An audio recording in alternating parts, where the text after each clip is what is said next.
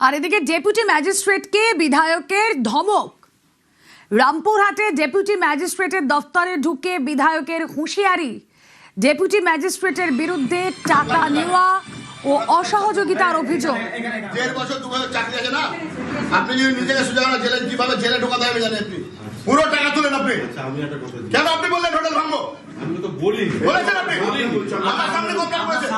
আমি ওনাকে বলেছি বর্ডার এন্ট্রি করবেন না যতক্ষণ না আপনি হোটেল লাইসেন্স। কে আপনি বলার কে? আরে বলেন কে আপনি? তারাপীঠে 100টা হোটেল সরাইয়ের লাইসেন্স টাকা চেয়েছেন আপনি? আপনি টাকা বলছেন? সব কাগজ আছে। ওনাকে টাকা চাইছেন? আরে আপনি চেয়েছেন? আর আপনার আমি লোকাল কমপ্লেন করেছি। আপনি বহুত এখানে কি করেছেন? কমপ্লেন করেছেন আপনি। এমএলএ বলার পরে একটা জল পাঠাননি একটা গ্রামে। কেন গেছেন আপনি? আপনি বলেন চাকরি করবেন আপনি? কেন পাঠাননি আপনি এই গ্রামে জল? ওনার সব কিছু পেপার আছে, শুধু ইমেল পেপারটা কোনো চেঞ্জ কোনো করা হোটেলকে না। আপনি তার জন্য আপনাকে সময় দিয়েছিল। আপনি ওনাকে হুমকি দিয়ে এসেছেন।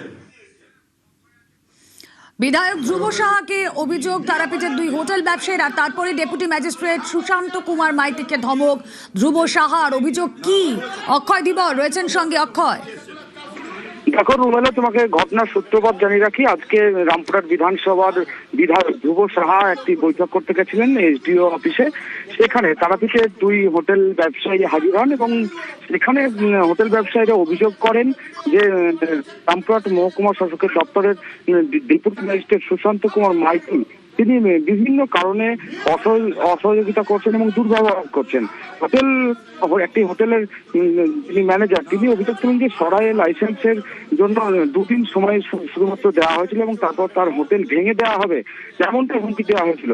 পাশাপাশি বিধায়ক ধ্রুব সাহা তিনি অভিযোগ করেন যে তার কাছে এর আগেও অনেকে অভিযোগ করেছেন যে বিভিন্ন পাথর শিল্পাঞ্চল এলাকায় বিভিন্ন কারণ দেখিয়ে টাকা চাওয়া হয়েছিল এবং হোটেলের বিভিন্ন কারণ দেখিয়ে টাকা চাওয়া হয়েছে, তেমনটাই এর আগে অভিযোগ উঠেছিল এই ডেপুটি ম্যাজিস্ট্রেটের বিরুদ্ধে। এবং আজকে ধ্রুব সাহা তৎক্ষণাৎ তিনি যখন ওই মহকুমা শাসকের দপ্তরে ছিলেন সে সময় ডেপুটি ম্যাজিস্ট্রেট সুশান্ত কুমার মাইতি তার দপ্তরে যান এবং তাকে ধমক দেন এবং তাকে হুঁশিয়ারি দেন এই ধরনের ঘটনা যদি পুনরায় ঘটে এবং তাকে ওকে অক্ষয়।